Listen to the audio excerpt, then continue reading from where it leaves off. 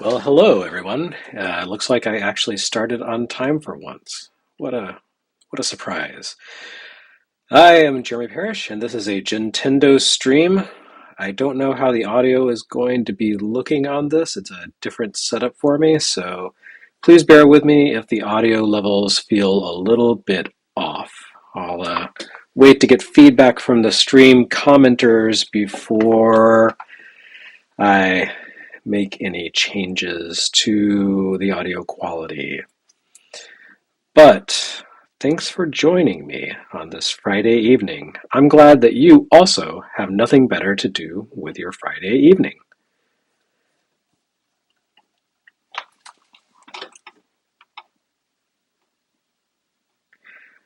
So no one is telling me that this sounds terrible. So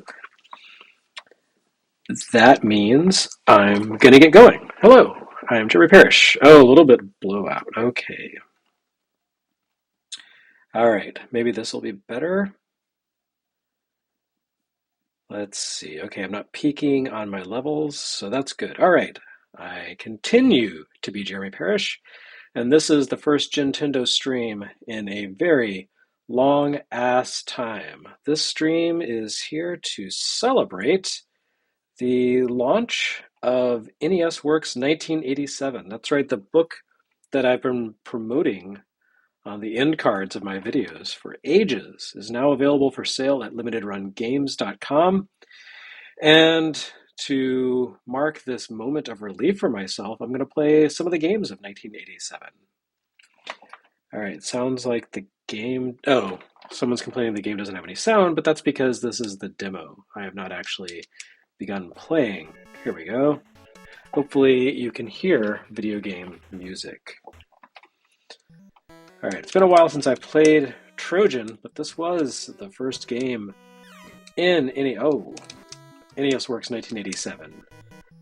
Capcom creation that, oh, that's right, I gotta hold up my shield to protect myself.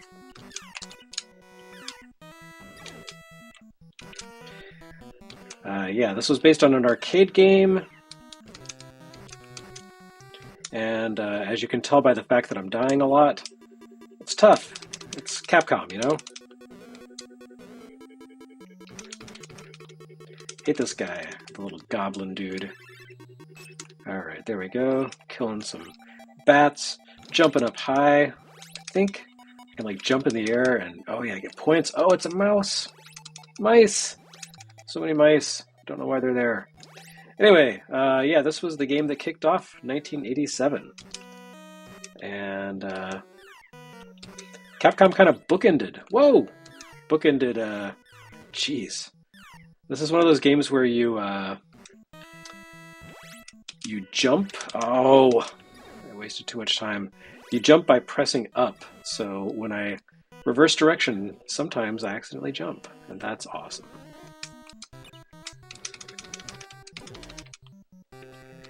Anyway, this is basically. Oh, I died. This is basically the sequel to Kung Fu. It was made by the same guy, Piston Takeshi. Oh.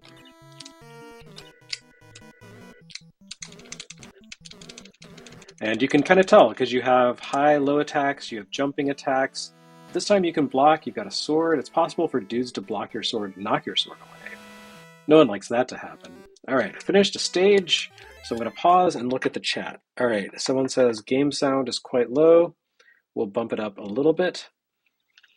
Let's see. Someone said, is this a game that was a precursor to Street Fighter? Kind of. I don't know that I'd necessarily say, oh yes, this is the font from which Street Fighter sprang. But again, it was developed by or designed by Piston Takeshi, the guy who created Kung Fu and designed the fighting in Street Fighter. And so that means, yeah, there is a lineage here. Oh, this frick. I don't like this guy. Oh no, he killed me. I thought I could jump on the platform, but I couldn't. Yeah, I had a friend who owned this game back in the day, so I got to watch his expert strategies because he played it a lot. I think I'm just going to skip over that. And there was a lot of playground lore about this game. People talking about how it takes place in some sort of apocalypse, post-apocalyptic setting, and I guess it does. It's got that kind of after humanity sort of thing going on. Oh, jeez. Ah, kind of feel like this game. Oh man, this game is a precursor to Zelda 2 with the high-low attacks. Oh, I can't turn around. Okay, that's what's killing me. Oh. Wow, this is not looking so great. Oh, come on. Come on. All right. That was Trojan. The beginning of 1987. Let's move along to other things. I put together a nice little playlist here.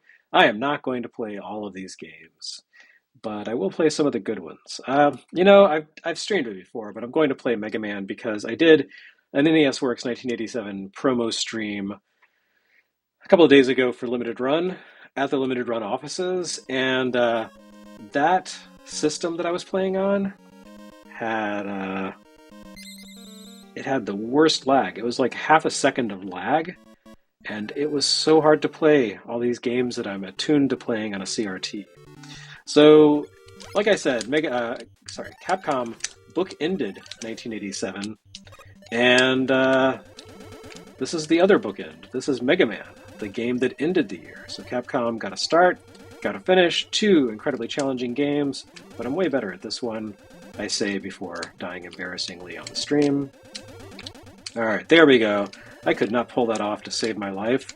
Oh, yeah, on the limited run setup. I got a little cocky there. It was my own fault.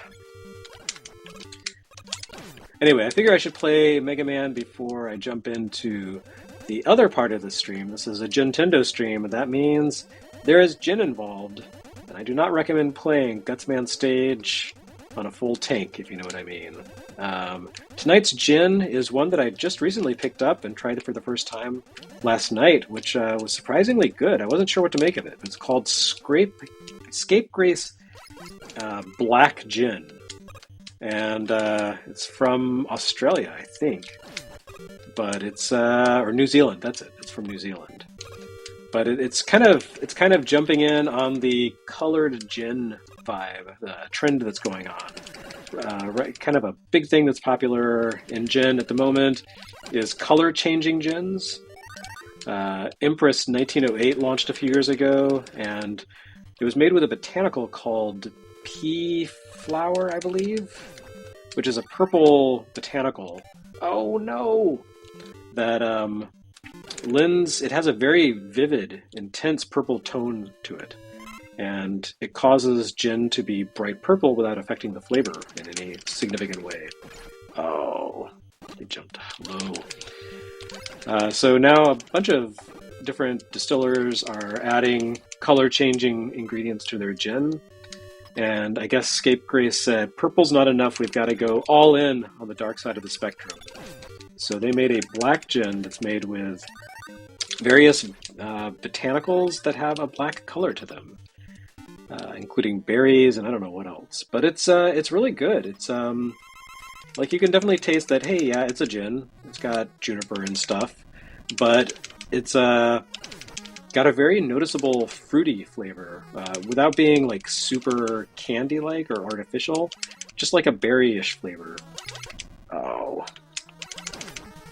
And it's also got a note of saffron to it, which is not a very common, gin botanical. You find it in some pretty expensive gins. But it's got just a hint. Oh! Okay, there we go. All right. I'm in the zone, so I'm doing okay. Scary Potato says, Jeremy, if you should look for Ungava gin, it's bright yellow and is delicious. Yes!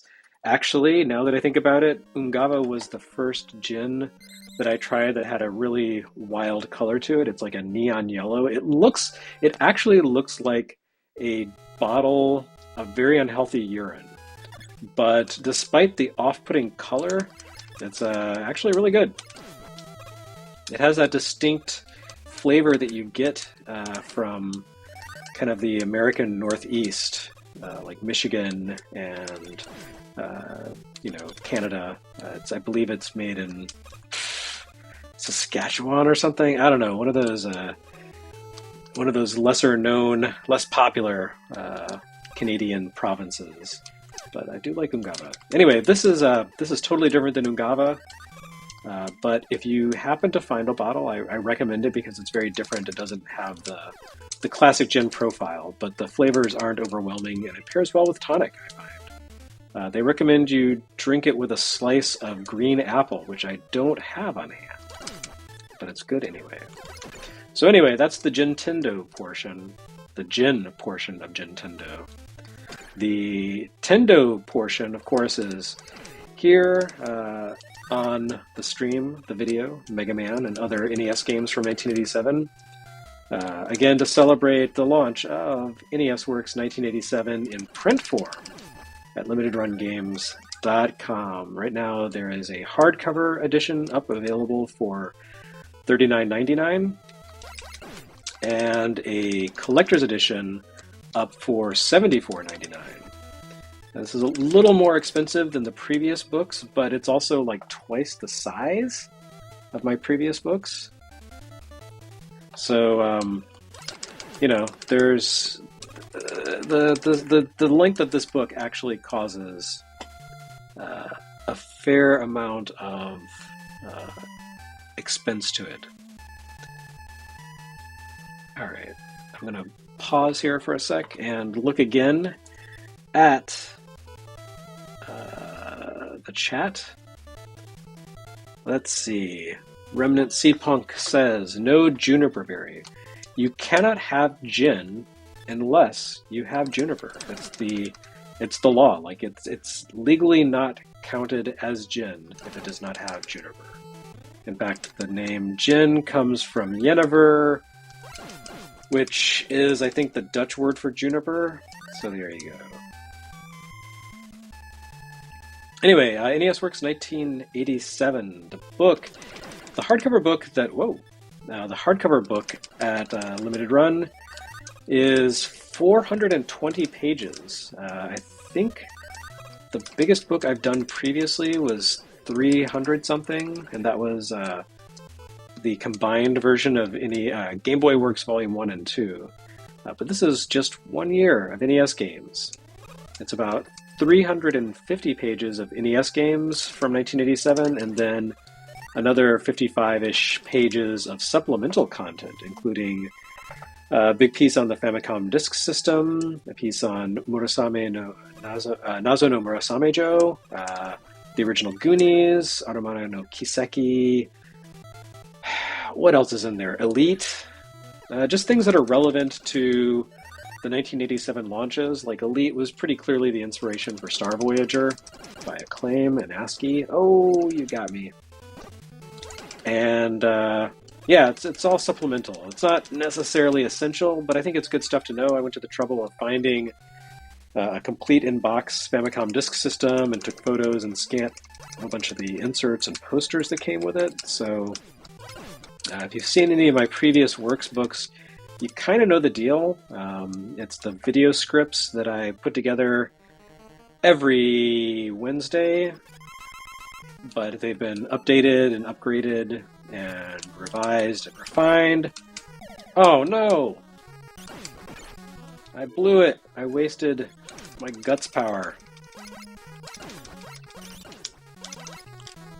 Okay, ooh, that was really close. That was some near pro level play. It would have been pro level play if I'd actually just hit him with the 2 rocks, but oh well. Mechanicoid says, SG 1000 book win. My hope is to be able to launch Segaiden Volume 1 on the SG 1000 and NES Works Gaiden Volume 1 on the Famicom launch on those games' 40th anniversary, or those systems' 40th anniversary, July 15th of next year. Oh wow. Kyle McLean signs in from Tokyo. Wow. How is everything going with the new Kino B? The new Kino B, I actually haven't tried yet. I have been waiting. I've got a whole bunch of gins that I've bought this year, and just, I don't drink that much, so I have like 5 or 6 bottles that I've picked up over the course of the year that are just sitting still sealed. I just opened the Scapegrace yesterday, and it's been on my shelf for months and months, so running a little behind on my gin. I don't have answers, but I did pick up a cask-aged Kino B while I was in Tokyo for Bit Summit, and I am looking forward to trying it eventually. But that's more of a winter drink with the cask aging. It's kind of got a whiskey profile. It was, in the 70s today here, so I'm still counting it as late summer. Alright, so here I am in a Lekman stage. Haven't been talking that much about the game, but like I said, Mega Man was the final release for 1987 on NES, and was a great way to end the year. Oh! I did not actually play the game until summer 1989, when it was already basically out of print, but there were just copies left over because people looked at that terrible box art and said, I don't want this. Because I saw photos of Mega Man 2 and Nintendo Power and said, my god, that's amazing, I have to own this. And it turned out the first Mega Man was actually really good too.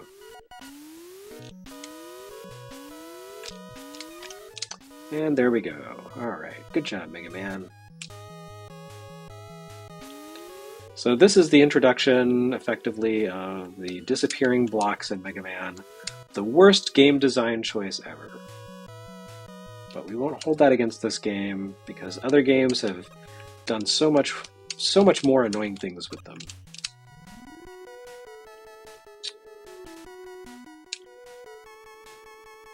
Oh, whoops.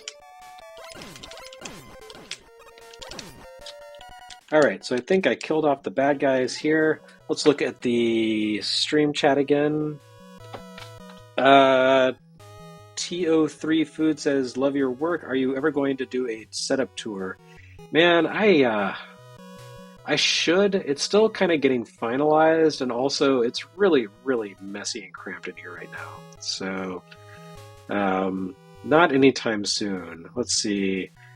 Database Animal says, have you ever beat a Lekman without using his weakness before? I might have, but it's not something I care to try again. Absolute Zero now says, we need a Gintendo Epic stream sometime. That would be interesting if I could figure out a way to change games on the system without dropping the stream, which unfortunately doesn't work very well with my setup. Alright. Some gin. And, wow, we're actually almost 20 minutes into this, so maybe it's time for a station call. This is Gintendo. I am Jeremy Parish. I am jumping poorly on this one platform in the original Mega Man to celebrate the launch of NES Works 1987 in print, a book that you can now buy at Limited Run Games. It's huge, and it's very well made, if I do say so myself. Tons of articles, tons of screenshots, photos of boxes, packaging. I've even got stadium events in there, the actual thing, courtesy of Stephen Lynn. I'm going to jump to a different game now. Let's try another game that's really hard. Yeah, it's a huge book. I mean, it really, like, it weighs like 3 pounds. I'm not joking. We had to weigh it to figure out how to ship it and how much the shipping rates would cost. And it's 3 pounds of book. And then there is the collector's edition, which is very slightly heavier, but much more elaborate. It comes in a cardboard slipcase that, if you stack it on your shelf correctly, pairs nicely with the Super NES Works and Virtual Boy Works collector's editions. It comes with the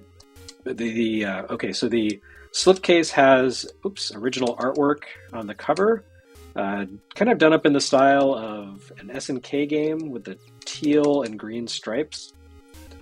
And yeah, that artwork was created by Bill Mudrin. I commissioned that from him. And then I turned that artwork into a big old poster. And so you can get that as an 18 by 24 poster, which is a nice little thing to have. And then it's got a complete rundown of the 1987 lineup on the reverse side. And finally, it has 8 illustration cards that I commissioned from various Retronauts artists. Yeah, wow, I slipped past death without getting spotted. That was impressive of me. I'm very talented. So when I was playing this game the other day on the limited run stream, my cartridge was a little glitchy. And it had this pattern of dots, like jail bars, all over the screen. But the weird thing is, you could see Death's line of sight. Death, if he spots you, he freaks out, and he calls his little baby reapers to come get you. I could cheat and look at patterns for this, but I'm just going to shoot one more. Oh, I blew it. I got cocky. I missed out on everything. Anyway, those little guys come and chase you around. And, well, actually not that guy, but they look very much like that guy. Anyway, it turns out that, the glass of wine wasn't there when I left the room. It blew an opportunity to refill my health. But as I was saying, the glitch allowed you to see Death's, line of sight. There we go. Yep, the repeats, whatever. It's an early stealth game. If he spots you, you die. You don't actually die, but he calls those little guys and they do damage. This is a weirdly front-loaded game. The difficulty is stacked so dramatically toward the beginning of the game. This first stage is really, really hard. Okay, I'm just getting the hell out of there. But the longer you play, the more powerful you become, and the easier it gets. It's a really, really weird difficulty curve. The final stage is basically just like, I think someone once, maybe Andrew Vestal once described playing the final stage of Katamari Damacy as riding a bike with your feet off the pedals down a hill. And it's kind of that same sensation for the final stage of Kid Icarus. Anyway, I actually managed to beat the first stage here. Oh, got really lucky. All right. So I'm doing surprisingly well. Usually I have to throw my head. Got it. I got hit by Hip Tanaka. I'm not. What was I saying? Oh yeah. Usually I have to make a few attempts to get through that first stage, but I just I nailed it my first time through. And then there's this jerk who clearly is taking advantage of inflation. Bastard. I bet he's reporting record profits this year.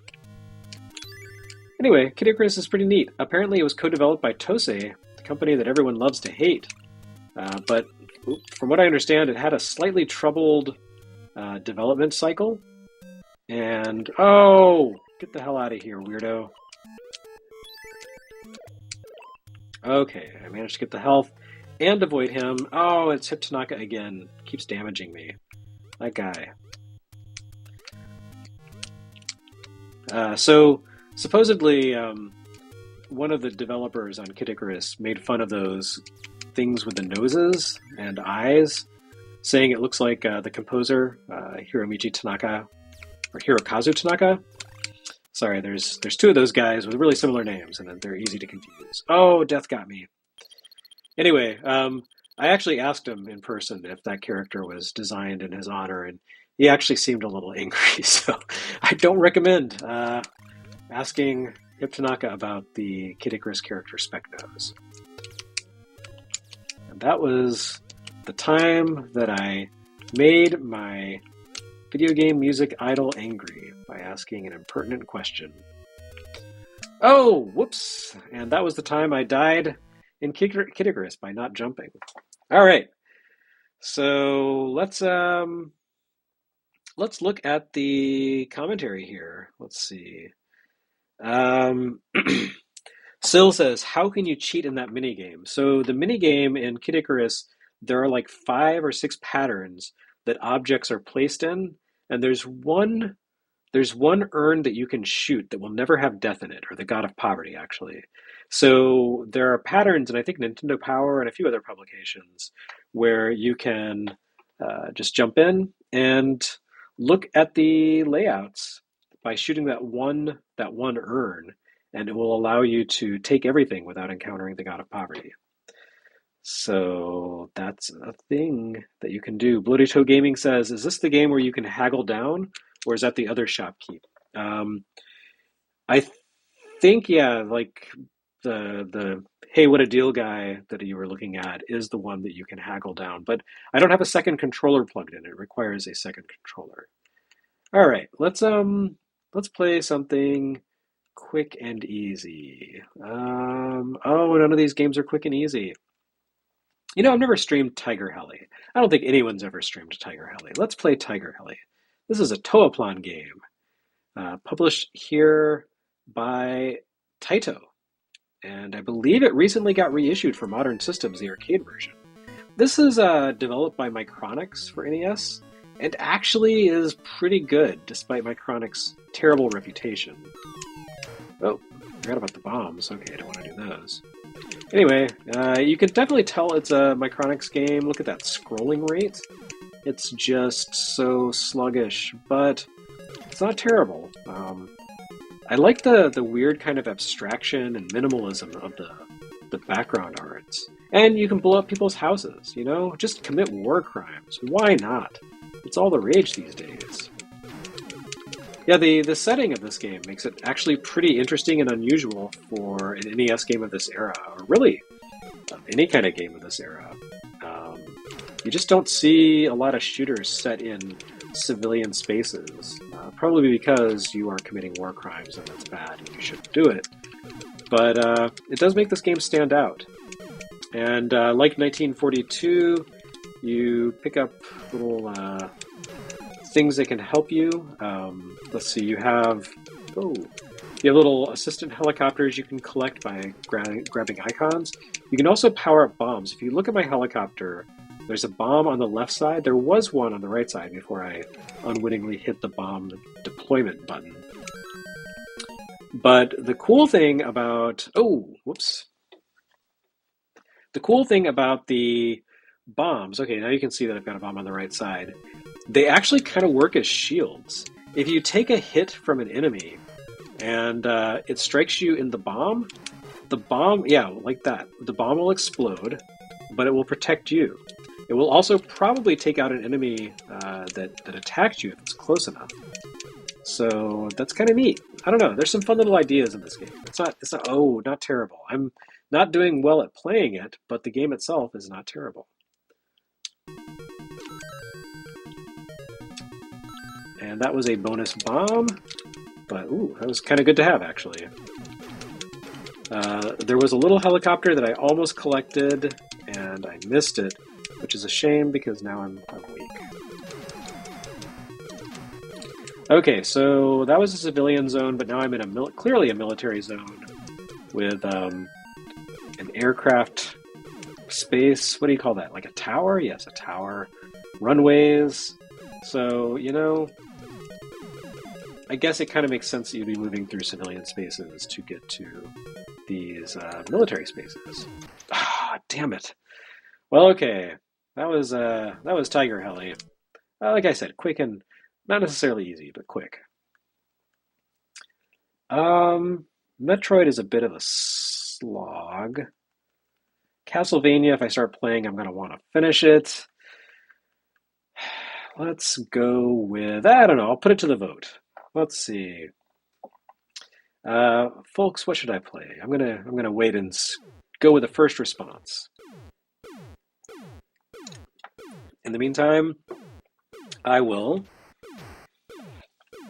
tell you that. What can I say more about NES Works 1987? Oh, one thing I haven't mentioned is that there is a bunch of. Oh man, Bastard. Anthony Curley is the first to respond and said Athena. Fine, whatever. from Micronics to Micronics, but that was good Micronics. This is bad Micronics. Um, there's a lot of supplemental content in NES Works 1987, a lot of newly written sidebars and supplementary features. Um, Also, I took a lot of photography of interesting Japanese releases of games. So Athena is one of those. I don't like Athena, but look at that. She's just walking around in a bikini kicking stuff. I mean, I guess that's kind of cool. Like, good job, girl, but you kind of, I feel like the goddess should have a weapon, you know? There we go. Now she's got a club. Now she's got a pipe. Oh, wait, ceci un n'est pas. I can't remember how to speak French. Anyway, I was going to make a Magritte joke, but I always get it wrong. Yeah, anyway, so Athena, not great on NES, but the Japanese version is very interesting in terms of the packaging because it came in a box that is the size of an NES box. Famicom boxes were very tiny, but Athena came in an NES-sized box. Oh, now she's got armor. That's good. Oh, now she's got a shield. Ho, ho, ho. Now I have armor. The Japanese version of Athena came with, like I said, a larger box, and inside of that box there was a cassette tape. And I have posted that cassette tape on this channel on YouTube that you can enjoy if you want to. It's got the vocal theme for Psycho Soldier on there, even though that is not this game. Alright, well, I've lost my armor, and the horsemen are coming after me. There's the little slime guys that showed up in Crystallis as the low-level spawns you have to fight. And you could also talk to Athena and Kinso from Psycho Soldier in that game. And I am looking forward to doing a video on Crystallis because it's way better than this game.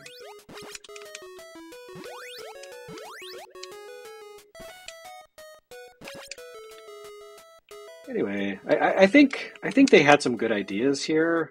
I just don't think they really executed that well on them. And of course, everything moves really sluggishly. Athena is one of the close calls in my video gaming career. Back in the summer of 1988, I really wanted to play Castlevania because Castlevania 2 was coming and it looked really cool. But I had missed the window on Castlevania. It was out of print. And my family traveled all around the country. Well, no. My family traveled... Oh, come on. That is some crap-ass game design right there. So cheap. Anyway, my family traveled... Whoa. Traveled across the country to visit family in Michigan, and everywhere we stopped, I always looked for Castlevania. They never had it. And I finally went to a Toys R Us, which was a real treat for me at the time because we didn't have one locally where I lived. And looked at the wall of games. And the Castlevania box is kind of similar color-wise, you know, in terms of like the silver trim and the painting of the main character. They both have great boxes. And I almost bought Athena instead of Castlevania. But thankfully I held out and didn't buy Athena and waited for Castlevania. And I just imagine, would I like video games nearly as much today if that formative video gaming experience that was Castlevania for me, if I had bought Athena instead and forced myself to try to like this garbage? I don't know. There may have been no NES Works if I had been weak and purchased Athena because I couldn't wait to find Castlevania. Anyway, that's my story. Thanks for listening.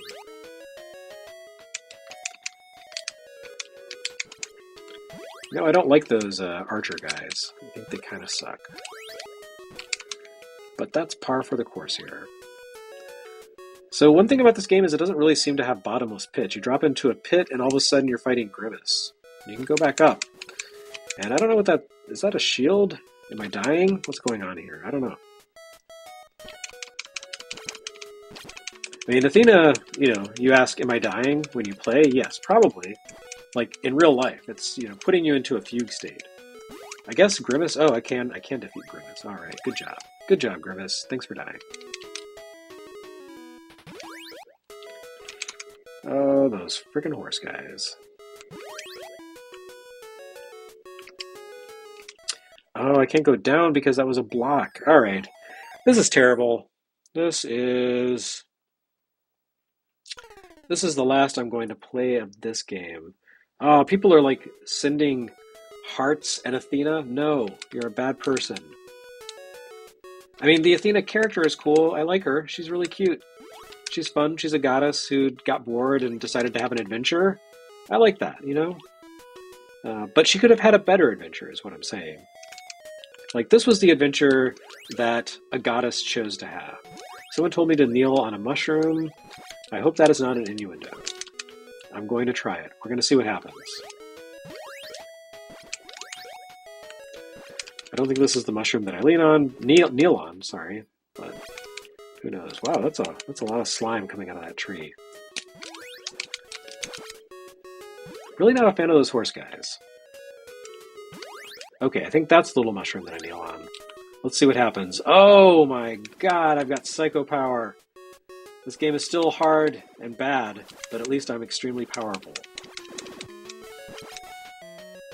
Alright, well, I'm now out of psycho power. I feel like the goddess here could do better for herself. But I do have lasers. I've got freaking laser beams.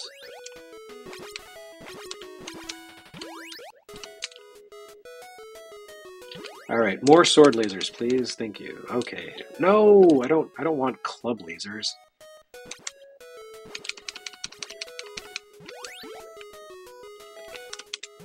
Oh, nothing from this mushroom. What a bogus mushroom. This mushroom fails. Okay, I'm going to play something else. So, someone please make a suggestion in the comments that is not a terrible game, and I will play it. In the meantime, it's time for the 2/3 mark station announcement. Yes, I'm Jeremy Parish. This is Gintendo celebrating the launch of the book NES Works 1987, available at limitedrungames.com. It's very good, and I'm not just saying that because I wrote it. Other people have said it's good too, and I wasn't even paying them to say it, so it's got to be great. If multiple people agree unprompted, that is a sign of quality. So I haven't done a Gintendo stream in a while. It's been more than a year, actually. So if I'm a little rusty, that's because I haven't streamed in a while, but also because Athena is a really bad video game that I don't like. Alright, so I'm going to see what game is suggested at the very bottom. Paperboy, that wasn't a 1987 game. Alright, Rygar, there you go. Finally someone said, oh, here's an 87 game. So did I die? Am I dead now? What happened there? Okay, see, that's why we can't have nice things, because Athena exists. Alright, I'm going to play Rygar. This game is great. I love this game. This game is not at all like the arcade game, even though this stage here is clearly patterned after it. But Tecmo said, hey, let's make all of our NES games different and weird compared to the arcade versions. And they did, and it's great. Mighty Bomb Jack, really weird. Rygar, kind of weird. Ambitious. It's like a proto-Metroidvania. This, I'm trying to remember, was this the first Metroidvania-style game to ship on NES? I think it might have been. So, that's a real wake-up call back in 1987. Like, hey, dude, go have an adventure and just run around and figure out what the hell to do. Sometimes it's a top-down view. Sometimes these weird gods talk to you and make you buy stuff. Actually, no, there's no economy in this. They just give you stuff. So it teaches you the lesson that gods are into communism. Anyway, this game starts out really deceptively. It seems like it's a linear action game, but that is a lie. It's only linear for a little while. And then all of a sudden, you're climbing ropes up to other screens. You're ascending ladders. You're going to Garlaws, where the monsters live or whatever. There you go. Yeah, see, all of a sudden, not the arcade game. They got rid of the big muscle dudes that you have to grope and replaced it with ropes that you have to climb. Out with the grope, in with the rope. All right, so it's a good thing I'm in Grand Mountain because I want to get to Garlaws. Urkel, someone said, are there any differences between the first and second printings of Super NES works? Yes. The first printing of Super NES works, it was a hardcover with a foil debossed cloth cover and a dust jacket. And the reprinting, the hardcover, is just a simple hardcover with the cover art printed directly on the cover as opposed to on a dust jacket. There are also some grammatical fixes, and there was one article, the F-Zero article, that ended incorrectly. It didn't like the sentence ran off the page in the first edition, and we didn't catch it. And that's been fixed. But those are the only differences. It's the style of cover and some typos being corrected. Otherwise, they're the same book, so you're not really missing out on anything one way or the other. It's the same with Virtual Boy Works. Virtual Boy Works, the difference between first and second printing on those is that the first printing, had the dust jacket, same as Super NES Works.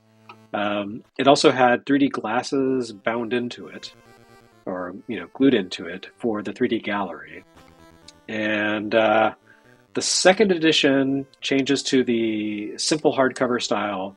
It does not include 3D glasses because they're harder to source now, but they're easy to buy. It's just, at volume is tough. So you can easily pick those up. There were some typo fixes. I added a small sidebar about Bad Games Hall of Fame's great interview with the creator of Virtual Lab.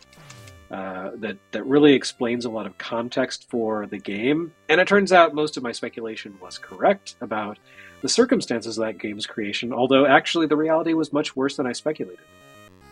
And finally, there were complaints that the 3D gallery, the anisotropic images were, I believe it's anisotropic, they were reversed, the blue and red. So I swapped out the order or the sides on which blue and red images appear in the 3D gallery. And now someone has told me that the revised version is backward. So basically at this point, I don't trust anyone's opinion on 3D images. There are no instructions online. We looked so hard to give you pointers on how to create stereo 3D images. It's really bizarre. Like, it's a lost art. So we had to reverse engineer it. I worked really closely with the printers for months trying to get the 3D images in Virtual Boy Works to look correct. And no matter what I do, people complain that they're backwards. So, I don't know. It's weird. 3D, don't trust it. Go back to 2D. That's my vote. Anyway, this is Rygar. If you're just joining, hello. Thank you for watching me play Rygar. All right, so that tree guy can't shoot me. I'm going to look at the stream chat. Let's see. Gonk Droid Incarnate says, Jeremy, are you religious? Some have likened me to a god, but in my modesty, I cannot accept that. Let's see. Oh, Basu says, what's the beverage that you're indulging in tonight, Jeremy? That's right. This is a Gintendo stream, and I mentioned this earlier, but my gin tonight, gin and tonic, is Scapegrace Black, a New Zealand gin made with a lot of botanicals that impart a black color to the liquid. It's not inky black, but it's definitely black. It's like when you mix it with tonic, it becomes kind of a purplish gray. It's not the most appetizing thing, but I think it's, kind of a stunt to jump on the purple gin trend that's going on. But it's actually really good. It has a berry flavor to it that's not overpowering. Like it doesn't overwhelm the rest of the gin. You still get a little bit of the juniper. It's got a saffron element to it. It's got a little bit of a floral element. So it's kind of floral, a little savory, a little sweet, pretty complex, which is, what you want in a gin. All right, so I have the grappling hook, which means I can, in theory, grab onto this, but connecting with this thing with the grappling hook is really hard. Look at that. He's just going to walk off into the water because the collision detection on that really sucks. Now, I know Rygar says start when you die, like you're starting the game over, but that's the weird thing about Rygar. You're actually continuing in the area you left off with all the powers you've acquired and the leveling up that you've done. It's bizarre. Tecmo, why didn't you just write continue? There are lots of games where you actually can't continue, or you have to use a cheat code to continue, but not Rygar. Yeah, so that grappling hook, piece of crap. Worst part of the game, by far. But since it's pretty forgiving about dying, it's not the worst thing. The one thing that you really lose when you die in this game, if you look in that left upper box, under where it says mind, there's a little blue bar, a pip. That indicates your magic power. You collect those stars that enemies drop, and you can cast magic. You start out with 3 spells, and you can cast them right away as long as you have the spell power for it. So when you die, that resets. But otherwise, you keep, I think, all your stats. So it's pretty forgiving as these things go. You spend a lot of time in the game running around in these top-down zones, and a lot of time running around in side-scrolling areas. It's multi-format. I feel like this was probably inspired by Dragon Quest. Frickin' jerk.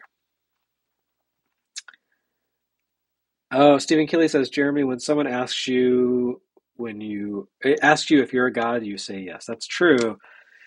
I'm going to show everyone how I do things downtown.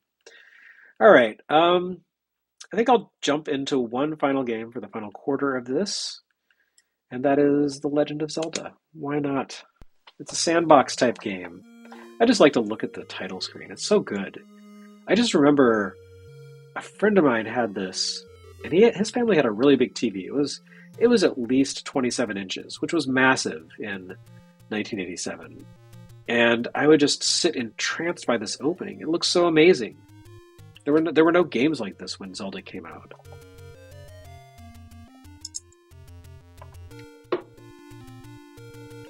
Oh, it turns out the reason that I wasn't to grapple is because I had the zip line, or not the zip line, the grappling hook. Okay, so I was playing Rygar under the influence of gin. That's right. All right. So that's why you don't drink in Rygar, folks. If you are watching the stream and partaking, please do so responsibly. Please do not stab old men who give you swords. That's so rude. If you are not of legal drinking age, don't drink. Unless your parents are like, yeah, that's cool. You can drink with us. That's fine. Guardians, whatever.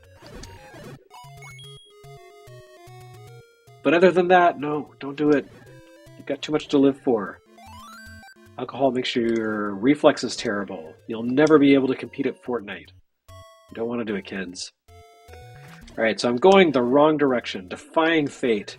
Fighting, jumping spider guys that are missing half their legs. I believe those are Tektites, and I know that because I remember the Zelda commercials where a guy rapped about this game. Because Nintendo did the boomer thing where they were like, we are elderly, middle-aged white men. We should do some raps.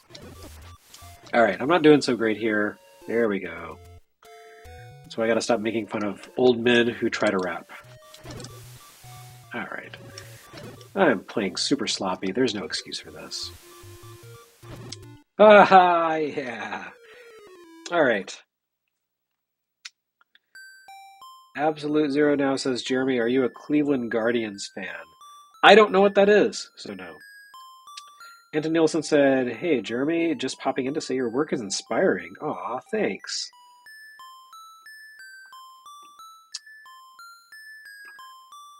Klex Yoshi says, I wonder if anyone has done like an English patch of Zelda no Densetsu, so English players can enjoy the FDS enhancements for the game. I'm positive that exists. But Nintendo actually has a reverse patch for the FDS version. Or actually, I guess a reverse patch of the NES version into Japanese that's called The Legend of Zelda 1 that they released as a Famicom cartridge back in the day. Why am I just smacking into these guys? Oh, right, Jen.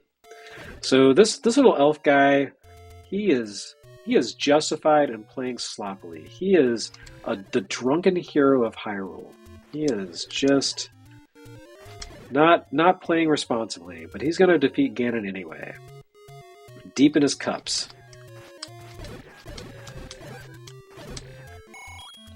Oh, look at all that money I've got. I'm so rich.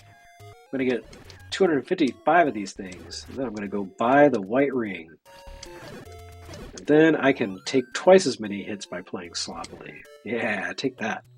Alright, I have a bomb now, so that means I have to go someplace where I can bomb myself into well. Let's see if I can remember any of those. Oh, I know where to go. Give me some... Take whichever one you want.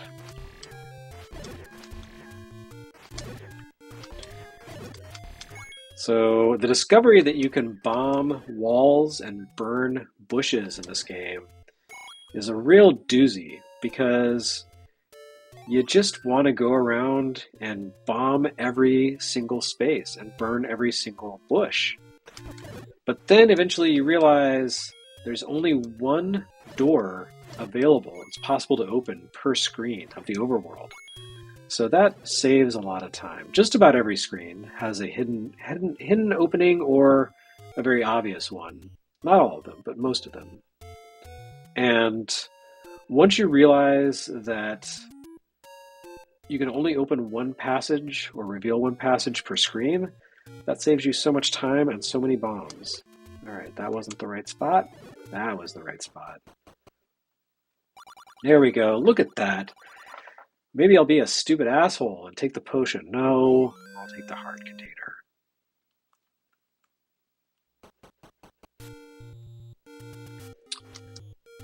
Let's see. Derek Paz says, Jeremy, was there ever a game as a youth that you stayed all night for, couldn't stop playing? Oh, yeah. Well, this one right here, Mega Man 2, Metroid, yeah, lots of games. I remember Chrono Trigger. I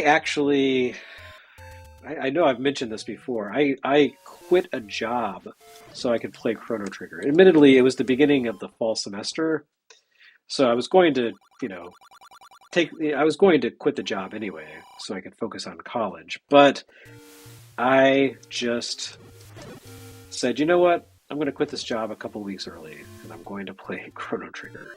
And that was a great decision, because that job was stupid, and Chrono Trigger is awesome. Alright, I know not to bomb here, because there's that little thing I can push. And I feel like there is a thing I can do here someplace, a bomb, but I don't remember where. And then there's a hidden passage up here, but I have to kill the Peahats first, so they don't hit me while I'm pressing. There we go. Good times. I've got, here's money, but I've got 69 rupees. That's nice. Final Fantasy X was another game that I stayed up. I was not a youth at that point, but I stayed up all night playing that for like a week because I had just gotten back from my first ever trip to Japan, and boy, was I jet lagged, and I was not working at the time. It was between jobs, and I literally had nothing better to do than to just play Final Fantasy until I passed out, and then I would sleep, and then I would wake up and keep playing it, and I just tore through that game in like 5 days, and eventually a friend of mine came over, was like, I'm rescuing you from yourself, and made me like leave the house and go eat food. It was very nice of him. But, you know, I kind of enjoyed the sad existence that I had. I hope this isn't a guy who wants to take my money. Oh, hey, lady. There you go. Well, what the heck? I'll spend money. Why not? All right, so the stream is kind of starting to wind down. I mean, I guess I could keep playing Zelda, but it's 8 p.m. here, and I'm actually really hungry because I had like a bowl of cereal at noon. I forgot to eat today, so I need to go find some actual food. Anyway, Tomo Biscotti says, you could probably make more money selling that Chrono Trigger cart now than you would have made 3 weeks ago working that job. I sold it ages ago because I've moved around the country many times and been out of jobs and just couldn't keep stuff. But I did buy a copy of Chrono Trigger Complete a few years back, like 3 years back, thinking, oh yeah, I'm going to need this at some point. And I think I spent like $250 on it, and now the price on that game, I saw it for $1,200 at Portland Retro Expo last week. And admittedly, that price was basically someone's wishful thinking, and that's not actually what the game is worth. But still, the fact that someone could, in all sincerity, put a price tag of $1,200 on Chrono Trigger, that's bonkers. So anyway, I made a good purchase a few years ago. Yeah, dude, I already found that secret in the tree at the dead end. Why don't you get some new material? All right, anyway, this has been the Legend of Zelda, and I said I was going to possibly do a giveaway. I do have this book that I just launched, and I do have a lot of comp copies of it.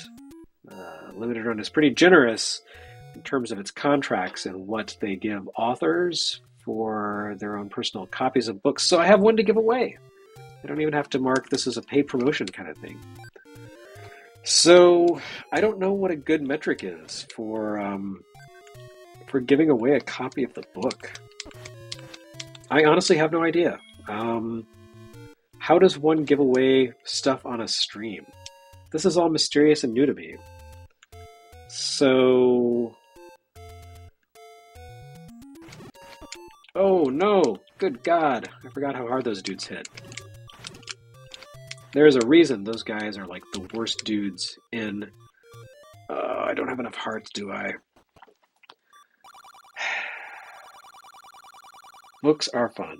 Alright. Oh, stupid old man. Die. Alright. Can't even kill him with my wooden sword. Let's see. I'm going to just do a thing where I scroll up and down through the chat at random with my eyes closed. And at some point, I'm going to put my cursor, I'm going to stop, I'm going to put my cursor over a name, and I'm going to say that person is a winner. So, Tomo Biscotti, who says, so what does the letter to the potion lady say? It's private, man, but you have just randomly won a copy of NES Works 1987. So now I need to figure out how the hell to get that to you. Tomo Biscotti. Thanks everyone for watching. Let's see, Tomo Biscotti, reach out to me and I will give you this book somehow. I will figure out how to get that to you. Anyway, thanks everyone for joining me for this first stream in a very, very long time. Yeah, it's been more than a year, like I said. I will try to stream more frequently, maybe like once a month, once every 6 months, at least twice a year. I don't know. This was fun, and I enjoyed just running my mouth for an hour while playing video games. Thanks everyone who came to watch this. Thanks everyone for considering picking up a copy of NES Works 1987, because it's a great book and you will not regret it. I will continue to make cool books. there you can look forward to NES Works 1985-86 next month, and Gaiden, and hopefully NES Works Gaiden in July for those systems' 40th anniversary. Anyway, enjoyed this. Talk to you again sometime. Good night.